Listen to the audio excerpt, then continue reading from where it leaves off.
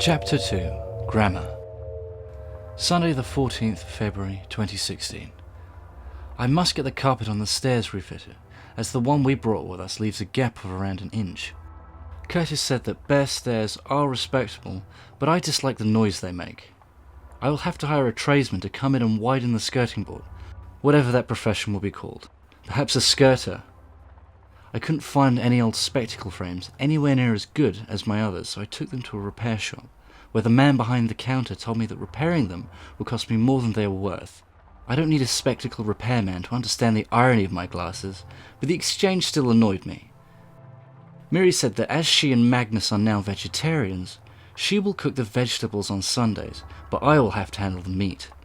She spent the day at her father's, who was telling Magnus all about the steel industry, which he has to write about for his homework this week.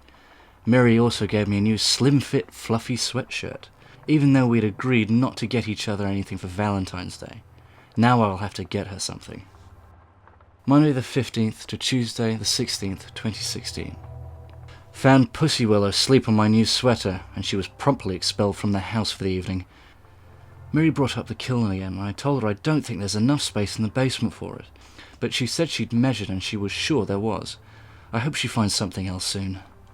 On Tuesday, Paul started laughing at me when he offered to buy me fish and chips as he was going, and I asked if the fish was cooked in sustainable oil. He really is quite insufferable sometimes. I suppose you can't expect everyone to be as open-minded as ourselves, and I really don't understand why he likes that deep-fried rubbish when he could buy some on-the-line tuna from a fishmonger for a little more. After that, we met with some people from Shouting Voices who wanted to check our progress, and they were satisfied. Got home to find Pussy Willow sleeping under the neighbour's car, which disappointed me as she knows better.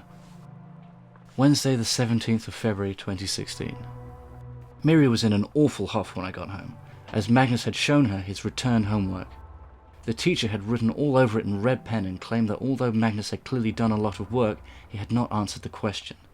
When will the Western education system learn that talented children like Magnus cannot fit into boxes?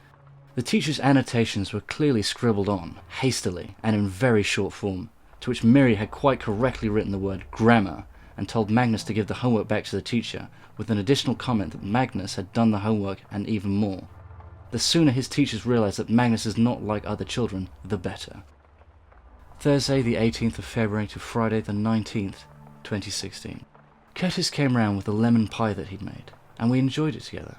It's very nice to have the house to myself, and Curtis understands that these moments are important to myself, and he acted very well when Miry came home, and I told her that I came home early, straight from a meeting that happened to be in Earl's Court, and therefore not worth returning to Hot Blue for. I really could have been an actor. Apparently Magnus gave the homework to the teacher, who did not react to it. I had to explain the whole incident to Curtis, and then produce one of the best jokes in my life. Here it is, verbatim. Curtis: so you don't reckon much to this teacher then? Myself: no, perhaps he'd been better if he'd gone to grammar school.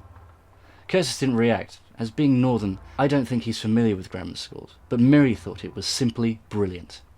I am glad I have written it down. Even Doggy Willow thought it was funny, barking at us as we laughed. Curtis, who can be a bit funny, but not ha-ha funny, said he had to leave. He often does this once others steal the limelight from him. Well, never mind, diary.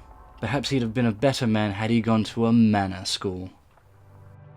The Diary of a Hipster is inspired by Georg and Widen Grossmith's serial and later book, The Diary of a Nobody. It was read by Damien Benedict and produced by Georg Rockall-Schmidt.